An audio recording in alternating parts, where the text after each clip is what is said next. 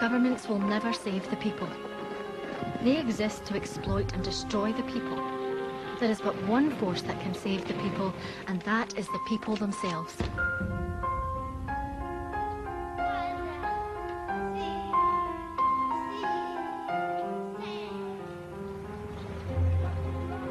Anarchism. A century ago, the terrifying threat to world order. I suppose the standard image of the anarchist is somebody with a floppy hat, a large cloak, and either a violin case or a smoking bomb hidden behind a cape. You know, it's a musical caricature, but that's not what anarchism is. But who's an anarchist? Well, you know, women seeking women's rights, working people seeking workers' rights. I think it's an unquenchable spirit. For a few brief months in Catalonia, 1936, history's only anarchist experiment flourished. Esa revolución fue completamente diferente de las otras, porque nació de abajo, del pueblo.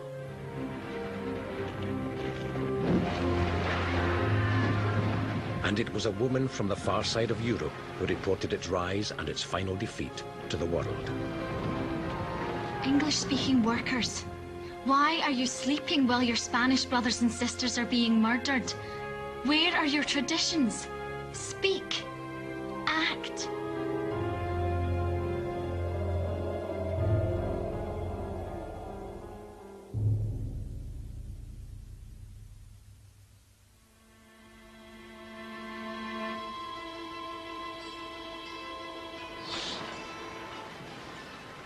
Ethel MacDonald was born in Bells Hill, west of Scotland, in 1910, the free-spirited daughter of a large working-class family. A laird, a boss, a rich man, a thief, a piper, a drummer, a silly little thief. When I was young, I made a 10. When I was 12, I ran away. When I was 3...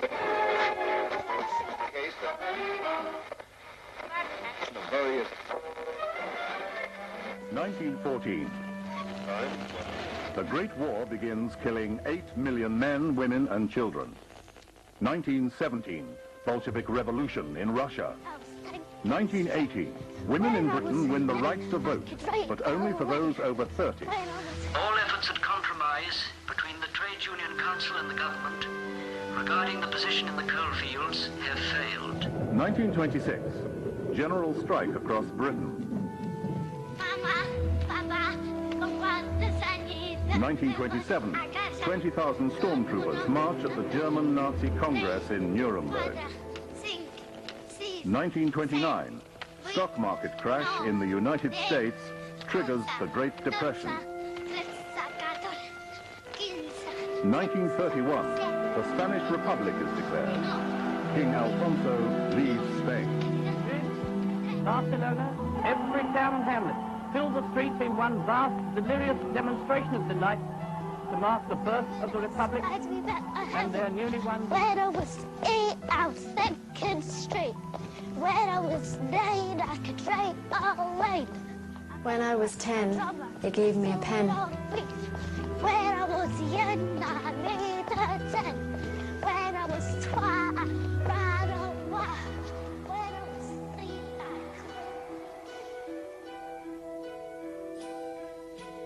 This is the story of an extraordinary woman caught up in extraordinary times in a distant part of Europe where revolution was moving fast.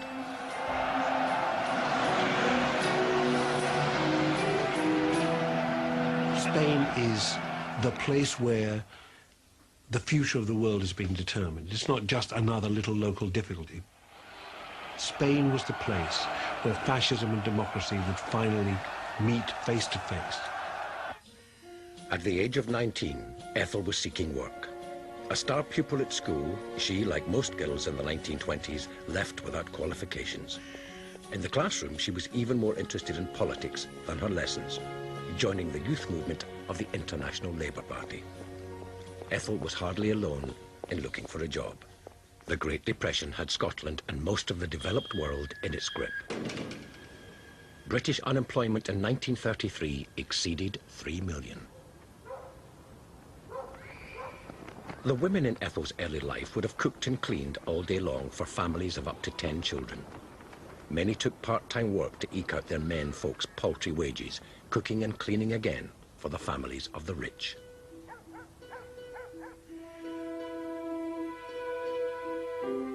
Penniless and unemployed, Ethel was determined to escape that fate, even walking 70 miles in the hope of a job. Early in 1933, the Labour Exchange sent me after a job as a waitress at Dumfries. When I arrived, I found the whole thing was a fake, and I had to hitchhike back to Glasgow. Are you going to Glasgow?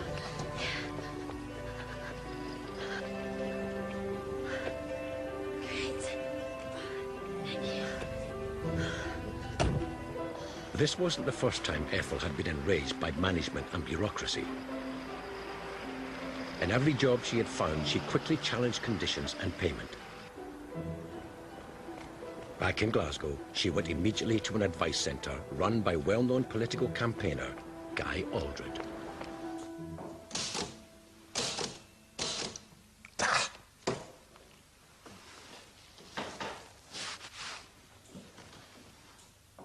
You can't type, I suppose? Can't be that hard. Guy Aldred was a very influential figure, I think. He was the editor of the anarchist newspaper Freedom. He was somebody who, as a young man, had spent a little time with a whole range of different organisations until he settled and became involved with the anarchist movement. Ethel and Guy Aldred clicked. He was dubbed by his supporters the guy they all dread for his fearless attacks on the state and employers. Perhaps we should start with my case. Ethel discovered anarchism and her political home for the next 30 years.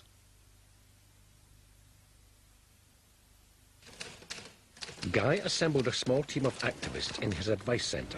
Good morning. They often gave their services free of charge to the poor and distressed. As a result, they were poorer than those they helped. Guy Aldred, the Knickerbocker rebel, gave impassioned speeches on Glasgow Green, in law courts, and on every street corner defending the rights of the working man. He learned his trade as political speaker and provocateur in the turbulent London politics of the 1910s and 20s, adding his voice to socialists and communists in the public arena. Hello, citizens, men and women. I am taking advantage of this event to draw your attention. Finding an affinity with Glasgow's radical working class, Aldred had no faith in Parliament representing the interests of the poor. The issue then was free speech. The top of every radical's agenda was what to do about the rapid rise of right-wing movements throughout Europe. In 1922, the black shirts marched on Rome. King Victor Emmanuel looked on, while the fascists seized control of all Italy. Mussolini had become Europe's first totalitarian dictator in 1926, outlawing other political parties. In the whirlpool of Europe's politics, the scum was coming to the top. Even here, the first germs of the disease. In Britain, Oswald Mosley organised the British Union of Fascists. From the beer cellars of Munich came a new voice. A leader was in search of a people, and a people was in search of a leader.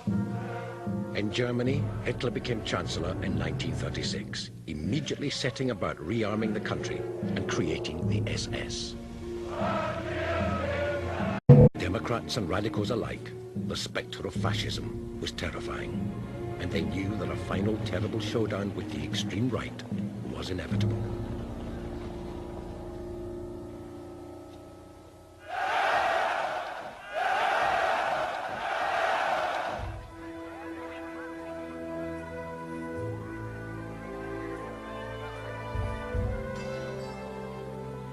Catholic Spain, dominated for years by dictatorships and backward-looking monarchs, was about to be thrown violently into the modern age.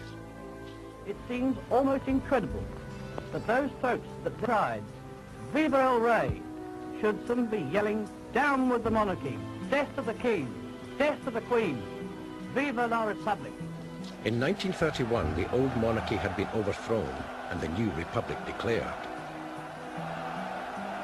Madrid, Barcelona, every town and hamlet filled the streets in one vast, delirious demonstration of delight to mark the birth of the Republic and their newly won liberties. But change was not quick enough or widespread enough for everyone. At the beginning of the 1930s, in Barcelona and everywhere else, women were paid half the meager wages of men, less than 2 pesetas a day, often for precisely the same work. Arranged marriages were common, and unmarried women in a country heavily dominated by the church had to be accompanied by chaperones. But under the surface of everyday life, a new movement was taking shape in revolutionary bars and street corners. Soon events would change Spain more radically than anyone had anticipated. It wasn't Barcelona, though, but Oviedo, the capital of the mining province of Asturias, where the next crucial event was about to take place, as miners fought with government forces for control of the town. News from Oviedo spread like wildfire. Radical thinkers like Ethel MacDonald, now 27 years old with 8 years of anarchist activism behind her, quickly picked up on the importance of what was happening in Spain. In northern Spain, the miners had been united by the Workers' Alliance for over a year. With socialists, anarchists and communists participating, they determined resolutely to end the system of exploitation and armed themselves. In October 1934, a general strike was called. They came in thousands, attacked and overwhelmed Spanish government forces. The workers' flag flew over Oviedo and the town became a workers' commune. The right wing, Spain's royalist traditional Catholics and conservatives, realized too where the Asturian rebellion might lead and didn't hesitate to brutally put it down. The miners' strike was crushed, but the flame of revolution had been lit.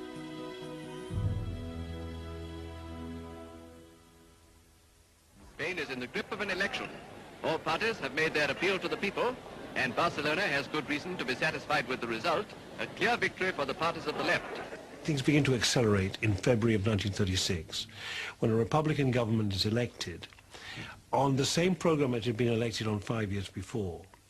But 5 years before, it had failed to fulfill most of its promises to bring about social change. It had promised land reform, and that had got diverted and not been fully implemented.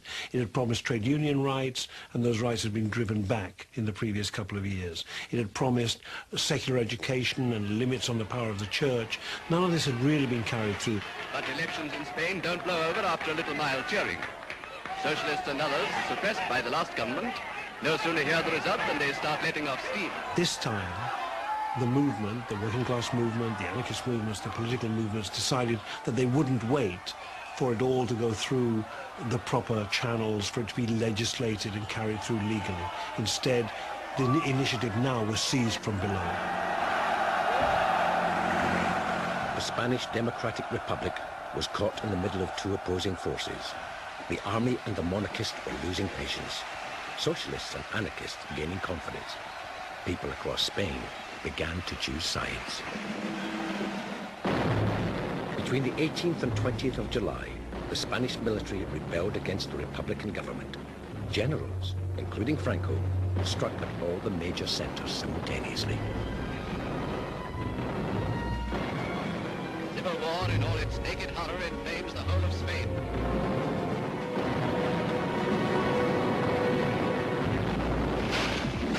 Seville and Granada fell. Cities like Oviedo fought back or were defeated. But in Barcelona and Madrid and elsewhere, the rebel generals were repelled. Hitler and Mussolini supported the rebels with military aid. Britain and France adopted a policy of non-intervention, banning the sale of arms to the Spanish government. So the Republic turned to Stalin's Russia for military assistance. Madrid enthusiastically hails the arrival of a diplomatic representative from Russia. Mr. Rosenberg is the first ambassador the Soviet government has sent to Spain. There are strong bonds of sympathy between Russia and the Spanish government. Communists believed in ridding the people of oppressive government, but only after the defeat of capitalism. Before then, there must be a disciplined dictatorship of the people, anathema to anarchists. And for communists, defense of the Russian Revolution was paramount. The communist salute is used by everybody in Barcelona, and the government though not communist itself, issues rifles to all who will defend it. Spain was now divided. About half the country in the right-wing army's control, the rest loyal to the Republic. The people of Barcelona took to the streets and built barricades, knowing full well they'd need to defend their city again. Days lengthen to weeks and still the burning, fighting, killing go on in the desperate battle for power.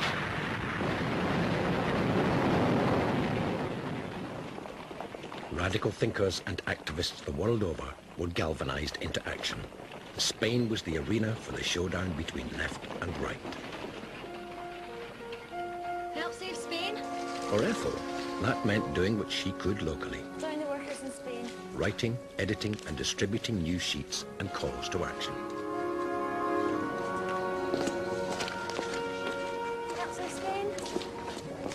Workers Unite, sir. Join the workers in Spain. When the Civil War began, there was clearly a determined effort to very rapidly make it an international issue. People went all over Scotland, all over Britain, all over Europe, doing street meetings and so on, to tell people about what was going on in Spain. In almost every major city, there were stalls and tables in shopping centres, collecting money, getting people to sign petitions, and in some cases recruiting people for the international brigades. And there were about 35 to 40,000 people who went from around the world, often under very difficult conditions, to fight in the international brigades. My father, James, joined the Communist Party in 1932, and he was watching what was happening in Spain with the miners in Asturias in 1933 and the various other events leading up to 1936. He was in the Territorial Army, so he had a rifle. And I think he came in one day, put his rifle down in a corner, never took his rifle with him, which he might have wished he had done, because it probably worked better than anything he ever had when he was in Spain. But he just said, I'm going. He just decided he was going to go to Spain, that he had a duty to join international brigades and to go and fight for the Republic, against Franco, against the fascists. Spain's atrocity-spangled civil war burns and butchers into its 9th week. Already it's estimated that 25,000 have been killed, but less than half of those have died on a battlefield. Night after night, all over Spain, men are torn from their weeping families, lined up and shot.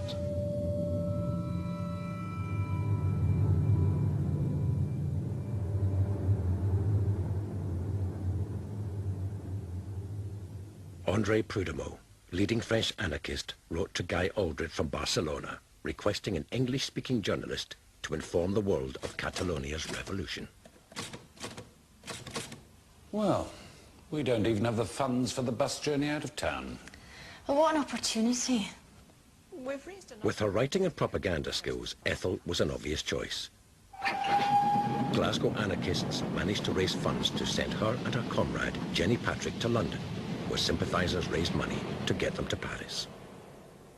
The initiative for the International Brigades was largely Communist Party. The Communist Party internationally mobilised the International Brigades at a series of meetings around the world.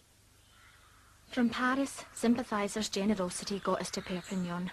From there, we walked, hitchhiked and nearly starved our way to Barcelona. The anarchists also had their own network, and in fact they often, if you like, went by different underground railways and arrived by different routes. Come on. It was difficult because, for example, Britain and France were involved in non-intervention, and therefore it was actually, strictly speaking, illegal to go to Spain. There are people going to Spain who are virtually penniless. I mean, virtually penniless, and they're not giving up jobs to go to Spain, but they don't have degrees, and they're not journalists, and they're not tourists, and they're not travellers. My father talks about the journey about leaving from George Square in double-decker buses and going down, and on the journey they seem to have been well treated and things worked out okay until they got there. They did 6 weeks training and then thrown straight into battle. Literally the back of the truck opened, they went out, and that was them in the battle. And it was just absolute chaos and really quite disorganised, but I think it was a different kind of fighting. I mean, the Spanish Civil War, you have to think that there was something like Guernica, which was like Fallujah, the flattening of a place, and that kind of bombing. That was something that was part of a very modern warfare on the one hand. On the other hand, you had, I think, the last cavalry charge in modern military history.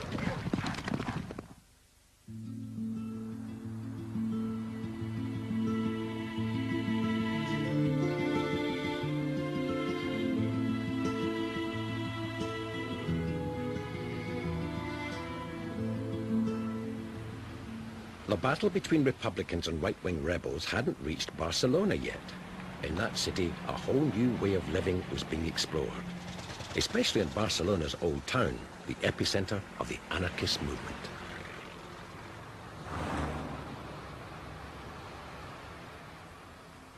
The Raval in Barcelona was, from the early 1920s onwards, and even before that, an area from which immigrant workers came from the rest of Spain. They tended to be illiterate, they tended to be very poor, but it was precisely there that the anarchists organized education, organized community organizations and so on, and really that was their base. Llegué a Barcelona del año 34. No participé antes del 36 en ningún grupo anarquista. Quería.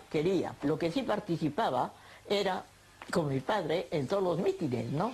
Entonces allí se reunían, yo iba a las plazas de toros, la Monumental y tal, estaba negra de gente, negra.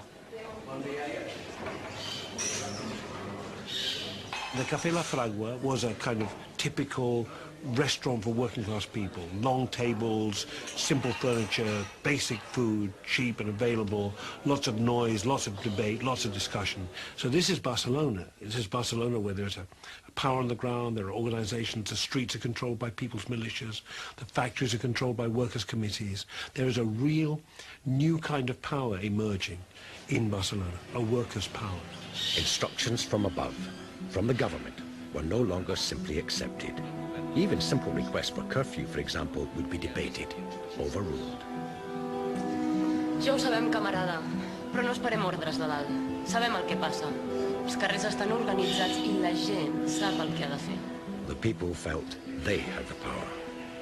The fundamental anarchist principle is you should always challenge authority. And if it can't justify itself, which is usually the case, then you should work to dismantling it and creating a freer and more libertarian relationship among people. Nosotros defendimos al concepto humanista, a la lealtad, a la honestidad, a los principios que fueron básicos del anarquismo, de sacrificio más que de lucro. En fin de cuentas, de lo que se trata es de abrir brecha, de no someterse, de ser dignos, de ser hombre, de luchar por nuestra propia dignidad. Lo que aporte o no aporte, los que sigan o no sigan, pero yo creo que es la misión del hombre como la mujer, ¿no? De defender su dignidad, su derecho a ser, su libertad, colectiva e individualmente.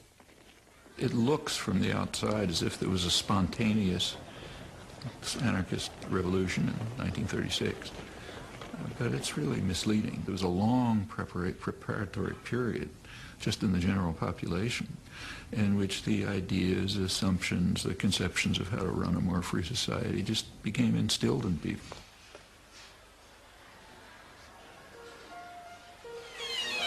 ¿Busca algo? I was told to report here. Qui és vostè? Andre Prudhomme sent me. Ethel had arrived in the most exciting place on earth at the time.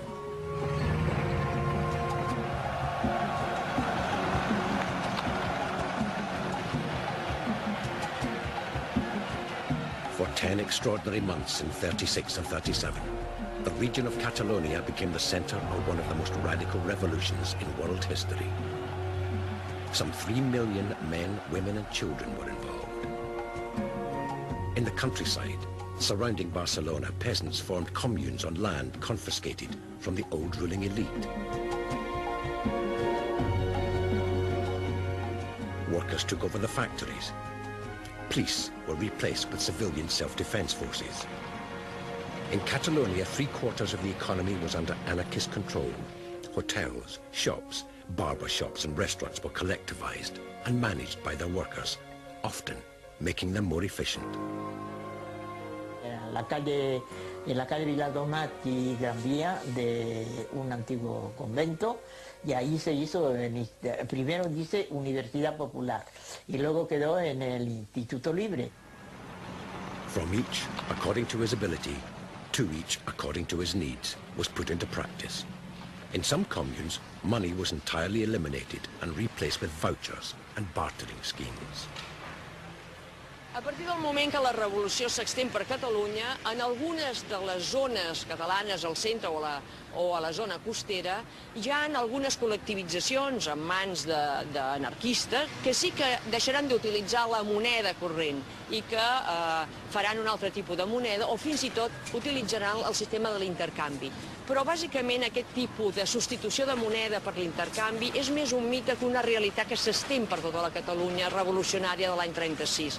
Per tant, la moneda continua utilitzant-se i sí que és veritat que a vegades entre unes col·lectivitzacions i unes altres s'intercanvien els productes. A una li sobrava, per exemple, blat i a l'altra, en canvi, tenia un excedent de vi.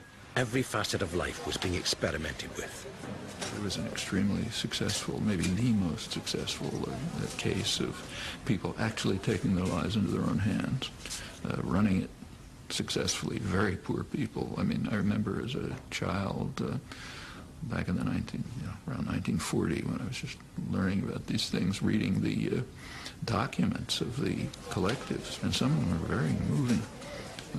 There was one in particular, a village called Membria, which describes itself as, these are just documents put together by peasants and workers in different places. They describe it as the poorest village in Spain, but the most just. Barcelona's a marvellous place in its architecture. The buildings are really wonderful, each one gleaming brightly and not a trace of soot or grime. In the main square, the Plaza de la República, the white walls of the Generalitat, the government offices, glisten in brilliant sunshine. Birds are singing in the trees and the sky is the most beautiful blue I've ever seen. Civilian soldiers dressed in their inevitable dungarees and little red and black Glengarry bonnets and smoking endless cigarettes strode casually in Las Ramblas or chatted to the girl soldiers in the Plaza Catalunya. Y yo recuerdo que las chicas de donde yo trabajaba tuvieron la ocurrencia de comprarse, porque nadie los llevaba, de comprarse unos sombreros y venir a trabajar con sombrero, porque entonces solamente los llamaban las burguesas, ¿no? Las chicas bien. Y entonces tuvieron la ocurrencia porque nadie compraba sombreros, ¿no? Entonces, sí, aquello fue un gran cambio. This new confidence, this thirst for change, came as a reaction to years of repression. Yo recuerdo que había una muchacha muy bien arregladita, muy todo eso, y a mí me extrañó enormemente porque esta chica no sabía leer, no había ido a la escuela. Entonces yo me extrañaba, ¿no?, que una chica de mi edad y todo eso, de que no tuviera ni siquiera esos conocimientos elementales. Women's lives changed radically. The Republican government had improved things in allowing divorce in exceptional circumstances, but anarchist women wanted more. In 1936, they founded their own pressure group, Mujeres Libres, Free Women. Yo creía que era una cuestión de mujeres mayores, de 30 años para arriba.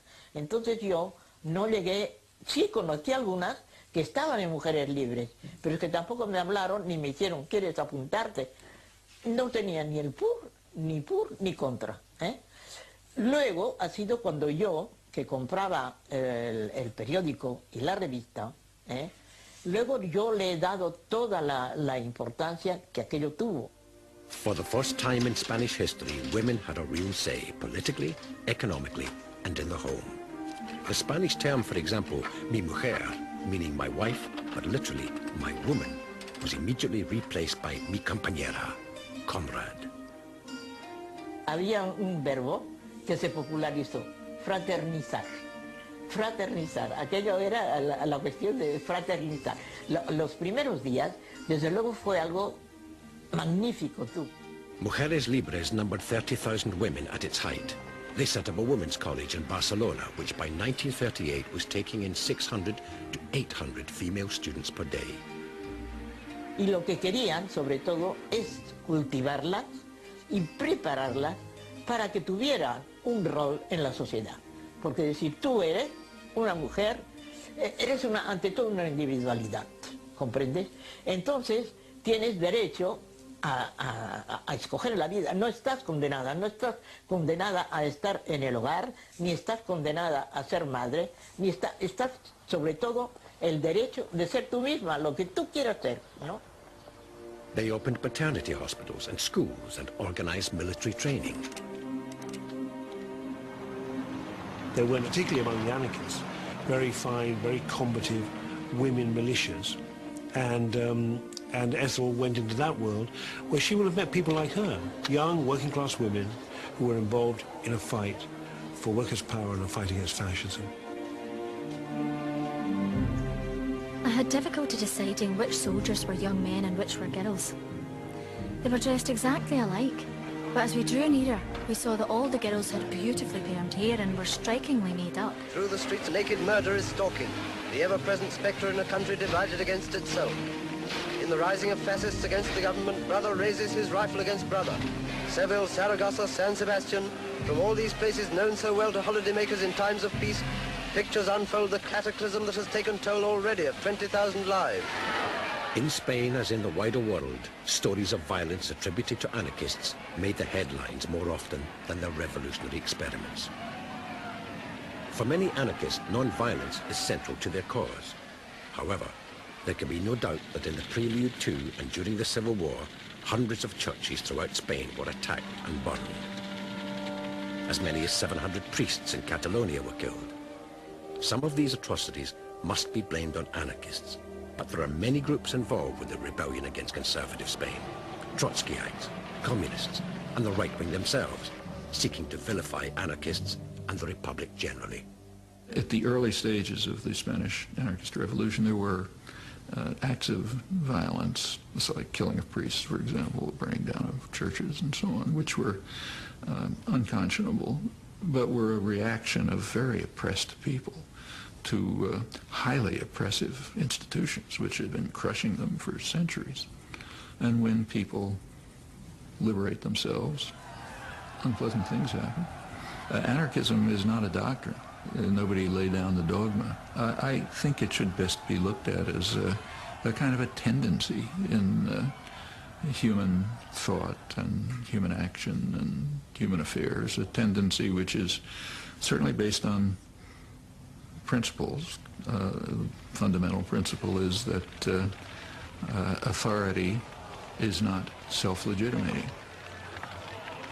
Our cameraman is on the spot, securing the first sound film interview in the trenches. We are here 3 miles from the capital of Spain. The town is under our eyes.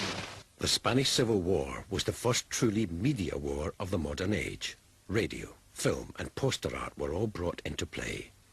The walls of the city, said one observer, became an anti-fascist art gallery.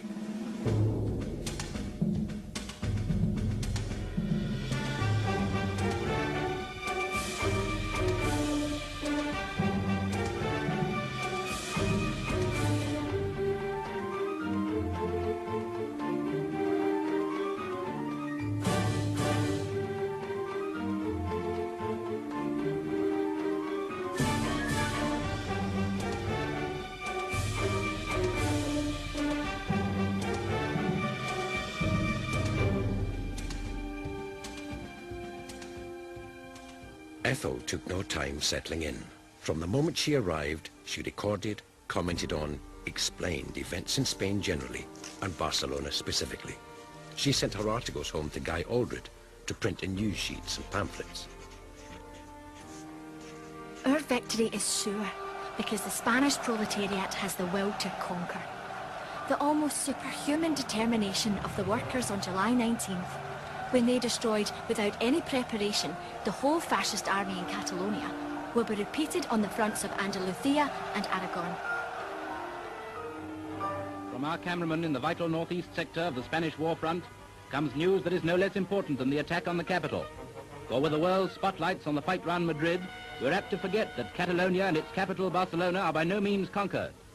Day after day along a 100-mile front, these men hold the lines against fierce attacks by forces of Moors, used by General Franco as his main spearhead. Ethel knew this war wasn't simply a war between left and right, between the democratically elected republic and the military. There were divisions opening on the left itself. She was an anarchist through and through. The coalition between Democrats, communists and anarchists was of less interest to her than the defense of the revolution. She was at pains to distinguish right from the beginning the difference between anarchist and communist positions. The Spanish worker wants the assistance of the world proletariat to end once and for all class differences and exploitation. According to the communist Santiago Carrillo, we are fighting for a democratic republic, for a democratic and parliamentary republic. It should be clearly understood that we, the anarchists, are not fighting for the democratic republic. We are fighting for the triumph of the proletarian revolution. The revolution and the war are inseparable. Without your British government's consent, these troops could never have been brought across the Mediterranean.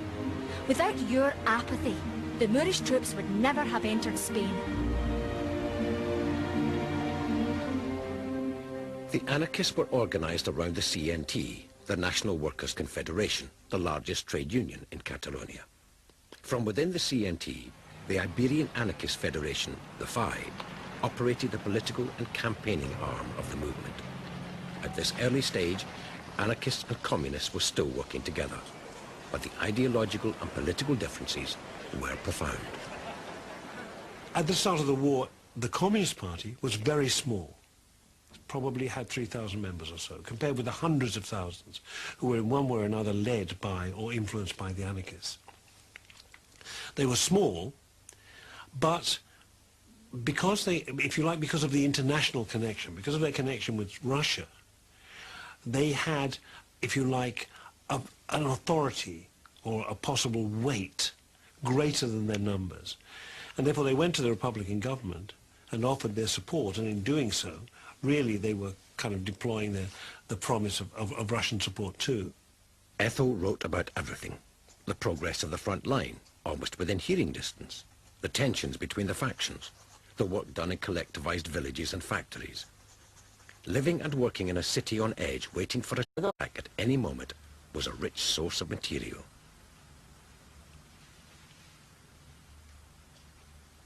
The lights went out throughout the city. From the tops of the buildings, huge beams played across the sky, searching, searching. All the subways have display notices advising the people to take shelter.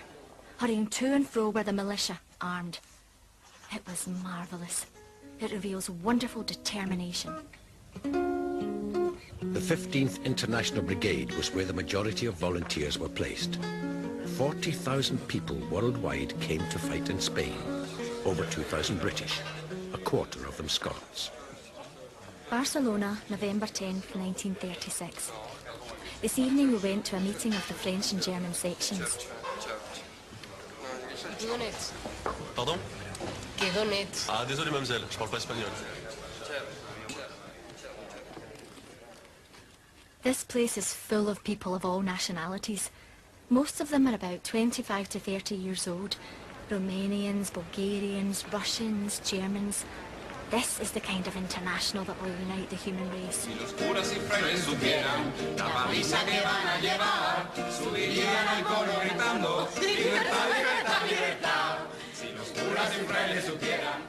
I hope I can pick up Spanish so that I can get a thorough knowledge of the international movement. All I can say is dos cafés con leche and salud.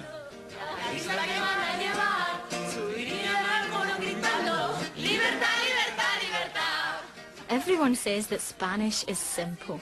But to me, the pronunciation is like committing suicide. I almost trip over each word.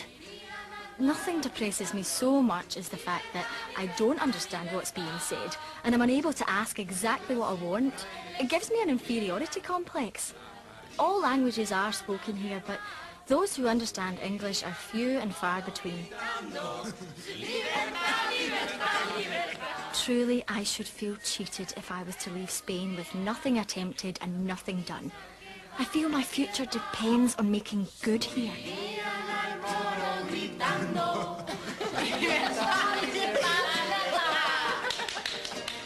I shall do great things when I'm back in Britain, but I want to achieve something here first.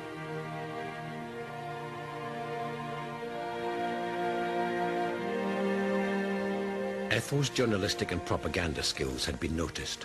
She was recognized as the right voice for Barcelona's anarchist radio station.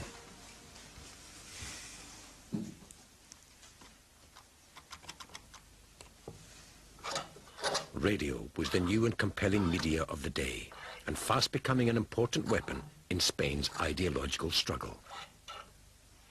As soon as Franco's rebels attacked, they began broadcasting propaganda, war news, claims of victory and other military information for public consumption.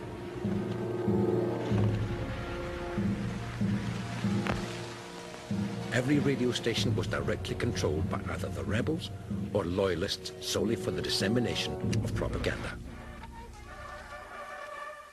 In Catalonia, the radio station was a crucial medium for volunteers from every country, English being the one language many of them had any knowledge of other than their own.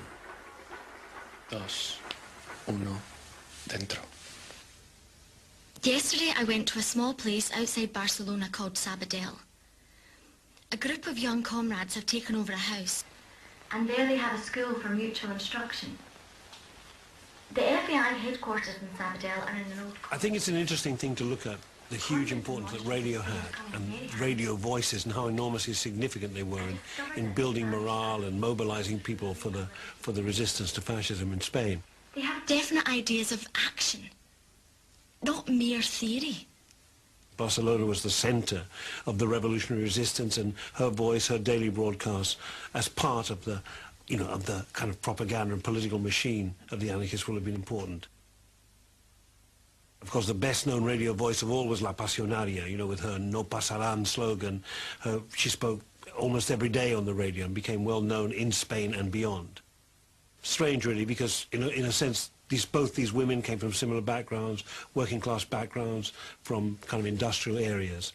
Very different, and yet, in a curious way, kind of occupying parallel roles, maybe, in Spain. Are you English-speaking workers prepared to let this tragic force, which means the rape of Spain, go on? If you are men and women, if you sense the class struggle, you will permit no ban on volunteers. Spain wants action. Action by the great democracy in every democratic country, action at home to defeat fascism, to aid the struggle of anti-fascist Spain. The English language is held by those who speak it to be the greatest language of freedom. To all who believe, therefore the best of the English tongue, who hear it ringing in the accents of the martyrs, and not the callous, cynical tones of the persecutor and the judge, I address myself. I ask you again to make it the language of freedom. Let it vie with the Spanish tongue and the tongue of one-time revolutionary France. Let it speak to fascism, to Hitler, to Mussolini, and to Franco. Let the voice of the people of England, the voice of strangled freedom, be heard. In the wider world beyond, the radio brought living news of the momentous happenings in Spain. Her broadcasts reached as far afield as the USA. The common people of Spain sometimes battled with only their bare fists and walked heroically to their deaths to vanquish fascism. The ill-equipped and betrayed people were winning, so fascist Portugal, fascist Italy, fascist Germany stepped in, whilst France and Britain, especially Britain, played at democracy. Played at democracy, spoke non-intervention, and behind non-intervention assisted fascism and Franco. A prominent news editor in California reported that he had received hundreds of letters about Ethel MacDonald because she had the best radio voice he had ever heard. The Spanish government has been forced to flee from Madrid to Valencia. That, on the 114th day of the terrible civil war, was the news from Spain. And pouring into Valencia too come Madrid's children, speeding from the continuous danger of bombardment that hangs over the capital. As the fascist insurgency gained strength, tensions began to rise amongst those defending the Republic.